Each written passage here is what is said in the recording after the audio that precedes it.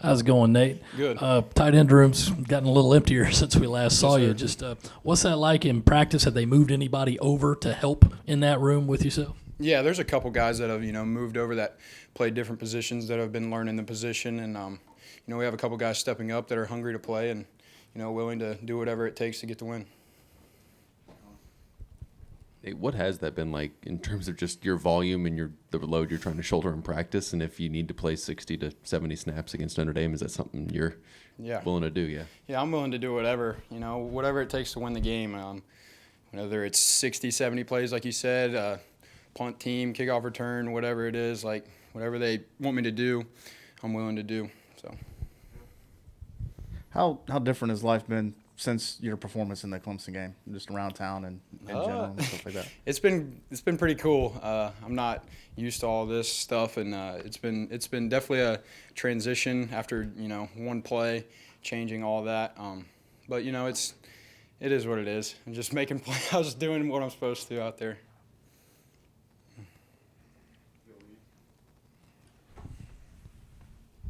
To be fair, though, I think it was more than one play that's got close kind of. Yes, sir. Yes, sir. I mean, whenever they were throwing me the ball, I was doing my best to catch it and trying to make a play after the play.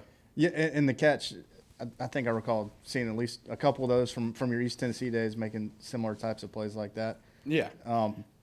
How fun is that compared to blocking and doing some of that dirty stuff?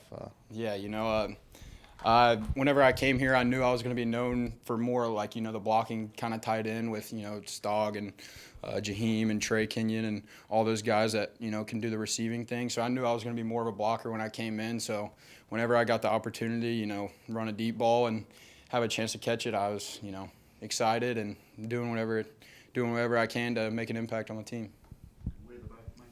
Nate, how excited are you for this, against a national brand like Notre Dame on national television down in Florida, postseason game? How excited are you? I'm excited. The whole team's excited, Playing Notre Dame, a big-name school, nationally known, obviously a ton of wins in their history, in a nationally or a historical game in the Gator Bowl. It's a big game for both of us, and we're excited to get to work. Nate, obviously this time of year, like it's made about the players opting out of bowls and not playing. In terms of you and your decision to play in it, what led to that, and was there ever any doubt that you wouldn't play in this bowl game? Yeah, I was always going to play. It's my last college game ever, and, I wanted to, help myself in any case that I can to, go play at the next level or whatever it is. I was always going to play this game no matter what it was. If we were in another game like the Mayo Bowl last year, whatever it was, I was going to play in it no matter what. I'm curious. I know he's coming in more for next year, but have you had a chance to chat with Loggins at all? He's coming over from coaching the tight ends at Arkansas. Just have you had a chance to maybe pick his brain a bit? I got a chance to meet him, but I haven't talked to him much since. No, sir. Nate, you said after the Clemson game you weren't used to all that stuff that came your way afterwards. Are you talking about media attention or just how your fellow students on campus are responding to you, or just fans in general? I think it's more just like the Instagram notifications I'm getting, the Twitter notifications I'm getting, just more interaction on my social media in general. I think it's pretty cool, but it is what it is.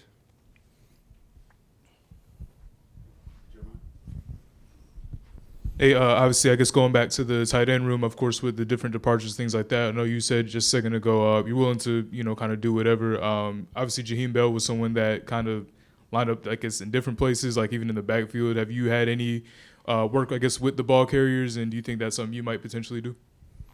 No. I'm not doing any of that, but, I can – whatever they put me in to line me up, I'll be willing to do whatever. Nate, who was the coolest person that's reached out to you over the last couple weeks since that? I think Randy Moss sending me those gloves, the signed gloves, the You Got Moss gloves. I mean, he didn't really reach out to me personally, but I think just getting those gloves was pretty cool. And you came here for your last year of eligibility to spend more time with your dad, play at the SEC level. What do you feel like you got out of this year at South Carolina, and how do you feel like you've maybe left the program in a better place than when you got here? Yeah, that's a good question. I think just coming here and gaining this SEC experience, growing up as a coach's kid with my dad, at Tennessee and other big schools like that.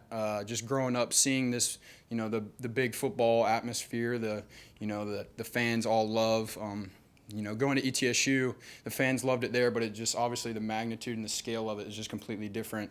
And so I think just coming here, I've just learned more football-specific things, with all the great coaches that are here, as well as, just the fan experience and just the atmosphere of game day at South Carolina.